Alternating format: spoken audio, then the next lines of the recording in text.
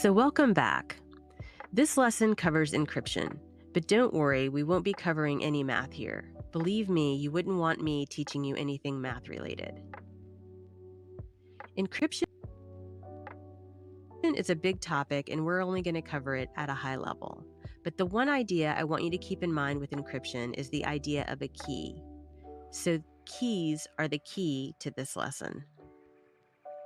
So in this lesson, we'll identify some types of encryption that are used to protect data, and we'll discuss how that relates to the CIA triad. Encryption has been around probably since people started communicating and wanted to conceal what was in their messages. We know we've had it since at least the time of ancient Egypt. One early example of encryption was the Caesar cipher, which was apparently used by Julius Caesar. It was what we call a shift or substitution cipher, where you'd take the alphabet and shift it so many letters and assign that value instead. So here I'm showing an example of a left shift of 3 cipher. In this case, everything shifts by 3 letters such that a B equals an E and so forth. So the word B, B-E-E, would be written E-H-H. You could think of the shift 3 as being the key to this cipher.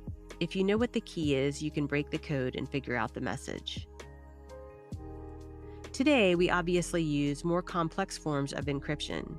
In the information age, we use a system where individual characters are represented by numeric values, and then mathematical computations are done on them as part of an encryption algorithm. But the need for a key still exists. The difference is we use a longer, more complex key. Length and randomness come into play, just like with passwords and how longer, more randomized characters make stronger passwords. And if you think about it, a password is also like a key. If you have it, you have access. But anyway, the encryption standard we use today is called Advanced Encryption Standard, AES, and it can use keys that are from 128 bits up to 256 bits, which is much better than the old standard data encryption standard that used a 56-bit key. Both standards are symmetric encryption, and we'll talk more about that next. So what is symmetry? As you probably know, symmetry is where you have the same thing on one side as you have on the other. Butterflies are a good example of this since they have the same design on one wing as the other. With encryption, what we mean by symmetric is that the same key is used on both sides for encryption and decryption.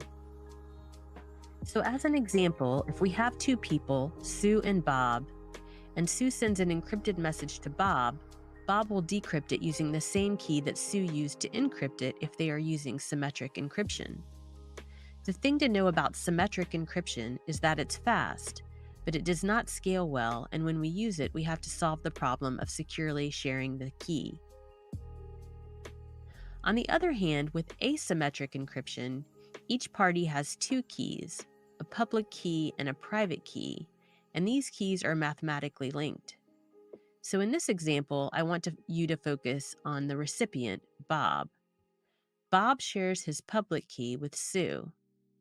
Sue uses Bob's public key to encrypt her message and sends it to Bob. Bob uses his private key to decrypt the message. Bob always keeps his private key private. The one drawback to asymmetric encryption is that it is slow compared to symmetric encryption. However, it has the benefit of providing for secure key distribution. You can share your public key and keep your private key private. It's also more scalable. Now, you may be wondering, how do you share your public keys? Public keys are shared via directories and certificates, and we'll talk more about that later in this lesson. Examples of asymmetric algorithms are RSA and Diffie-Hellman. You may have heard of RSA in connection with the famous cybersecurity conference of the same name. PKI, public key infrastructure. So remember that if there's a public key involved, it's asymmetric encryption that we're talking about here. PKI is something that provides a mechanism for sharing the public key. So we talked about how you have to share that public key so people can encrypt messages to send you. This provides a way to do that. It binds the public keys to their respective owners, and it involves the use of digital certificates and certificate authorities, which grant those certificates to get those keys. Secure websites will have certs like this. Per Wikipedia, PKI facilitates secure transfer of information when rigorous proof is needed about the identity of the parties involved. Hashing. Hash is a representation of a file.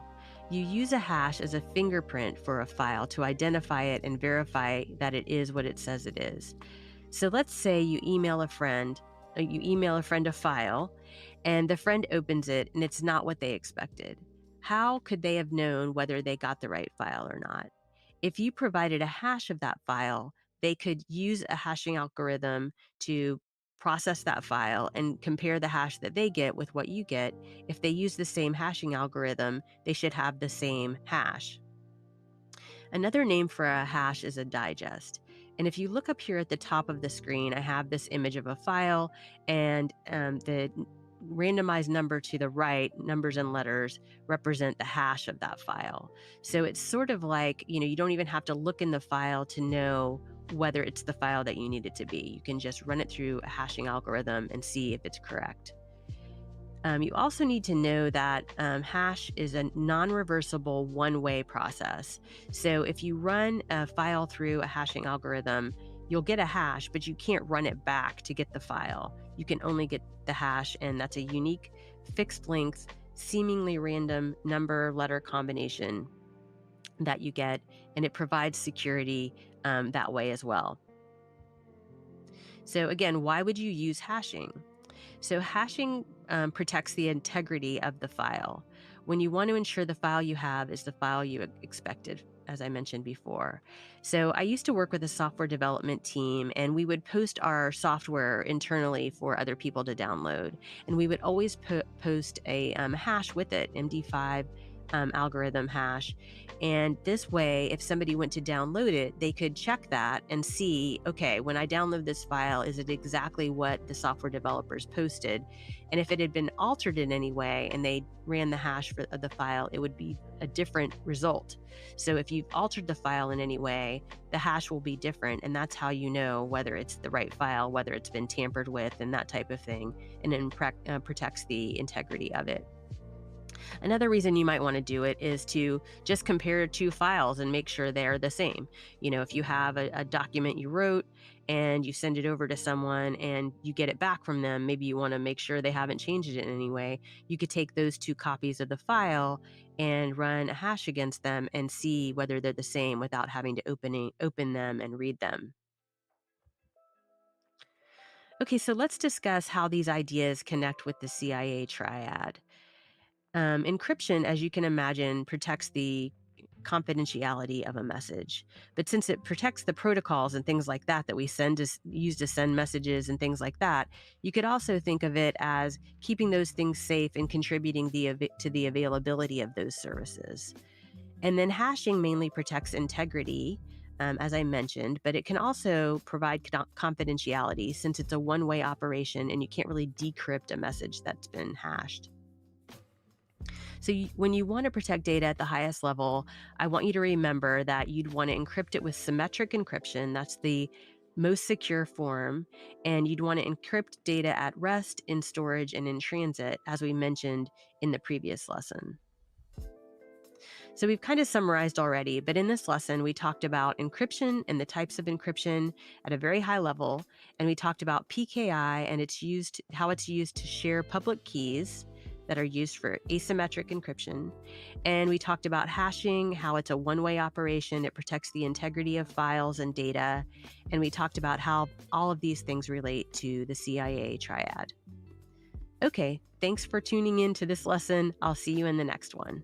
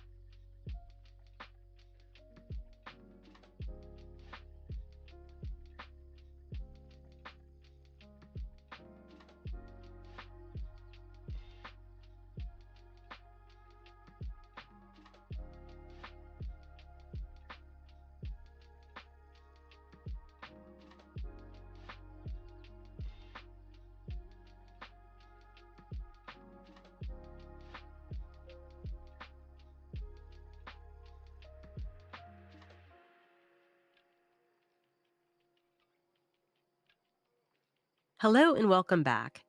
This is the beginning of the module where we'll cover incident response, business continuity, and disaster recovery, or as I like to call it, the module on what we do when bad stuff happens.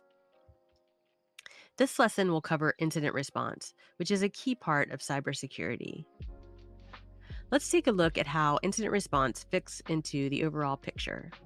NIST says that an incident is an occurrence that jeopardizes the confidentiality, integrity, or availability of a system. When we look at incident response in concert with business continuity and disaster recovery, we see that incident response is going to be the first thing that we encounter. An incident occurs and we need to immediately react to it. Business continuity and disaster recovery will happen in quick succession after that, but first you have the incident. Our learning objectives for this lesson are to define incident response, some incident response terminology, and describe who's involved with incident response. We'll also talk about the incident response lifecycle, communications, and incident response plan. Let's get started. Now we'll briefly go over these terms just to make sure we're all on the same page. As we mentioned, an incident is something that affects the CIA of a system. A response is something that occurs after the incident, and you need to have a response plan in order to know how to respond. You can't plan after an incident occurs. A vulnerability, as we've mentioned before, is a weakness in the system that can be exploited. And a 0-day vulnerability is one that has been exploited but not previously recognized or registered, so you're likely unprepared for it. Incident response teams usually try to stay up on the latest vulnerabilities, and when something happens that they don't know about, they're likely going to be caught unawares. A threat actor is someone who is trying to cause a disruption, destruction, or theft in your system. A cyber or computer incident response team is going to be that team of people that is monitoring your network 24/7 and detecting when something suspicious or damaging occurs. It can usually include a senior manager, an incident manager, incident responders, and technical leads. It can also include your overall security team, communications and PR team, and legal and HR teams. These are groups of people that are going to need to be involved if an incident occurs. Let's take a look at the incident response life cycle. It's generally linear, but it can also be cyclical. First, you prepare. Then, when an incident happens, you detect and analyze the situation. You try to contain the damage and recover. This process may happen simultaneously while detection and analysis continue, so those two things kind of happen in a cycle. Once the situation is over, you have post-incident activity. This is where you're going to report on what happened and what the damage was. You'll also feed information you learned from the situation back into your preparation step as lessons learned for the next time. Incident response communications are very important. You need to make sure you have a single stream of information and not conflicting messages coming from different directions. Internally, you'll want to be very direct in your communications. Externally, you'll want your public relations team to be involved and present the right message to stakeholders and clients and the public. You need to consider your customers, suppliers, shareholders, and regulators, and you must continue to provide updates even if nothing has changed. This will be something that comes up with business continuity and disaster recovery as well. The incident response plan is a key artifact that you need to have in place. How will you respond? You need to document that. You also need to train with it. Tabletop exercises are an inexpensive and effective way to train and make sure you know how to respond to an incident. And you need to link your IR plan with your business continuity and disaster recovery plans. They all need to be working together and kind of aware of each other in a way. And you need to have established when and what triggers will cause you to invoke your plan.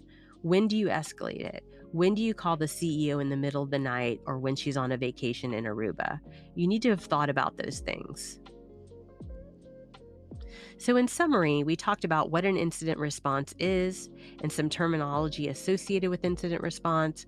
We talked about the CERT team and the IR lifecycle. We also talked about incident response communications and the incident response plan. I'll see you in the next lesson.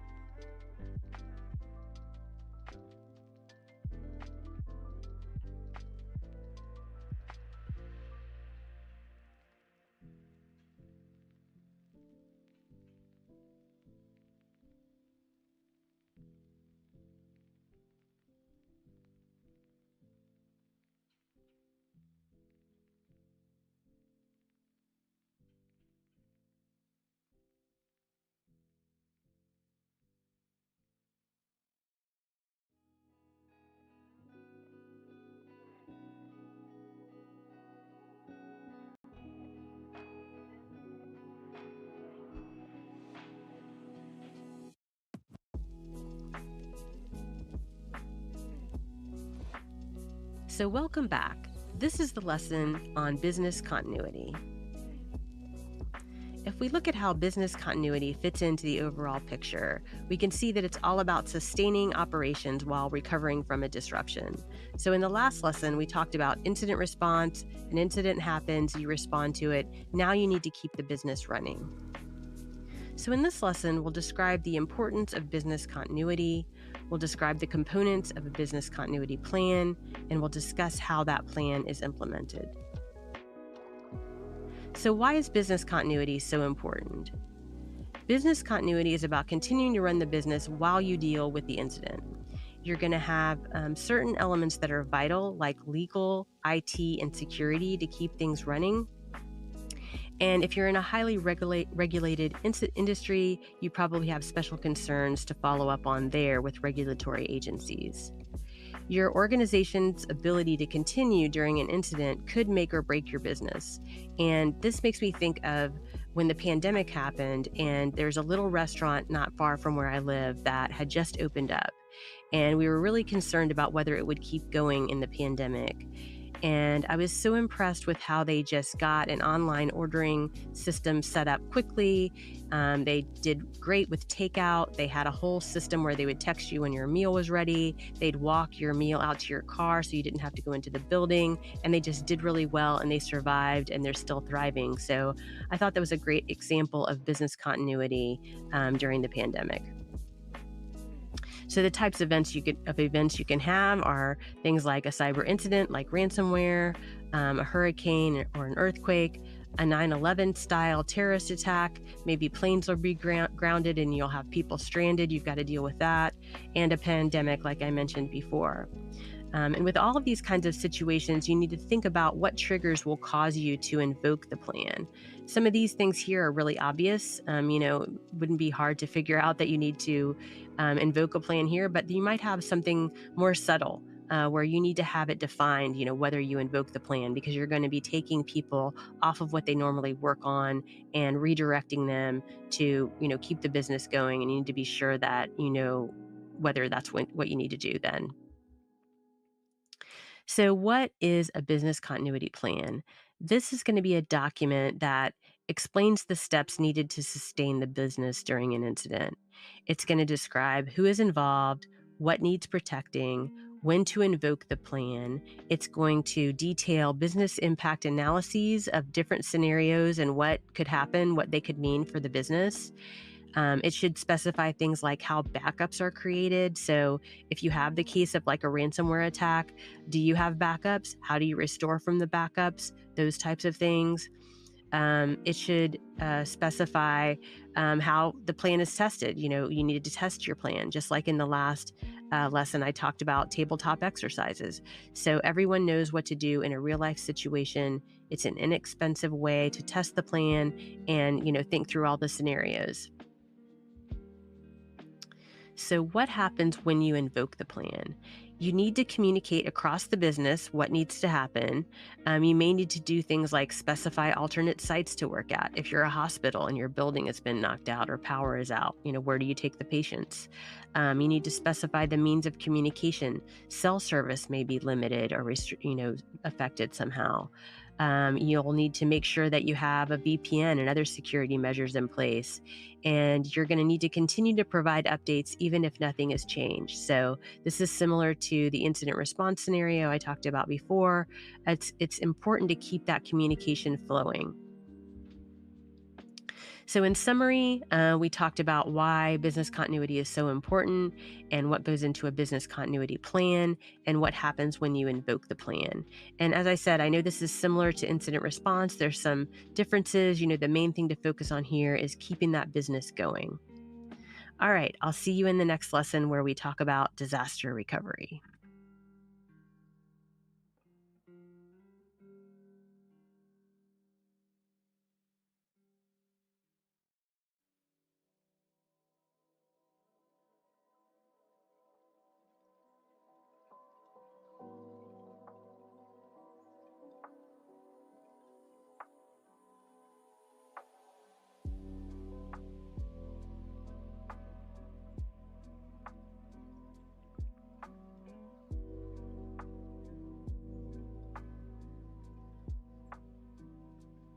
you.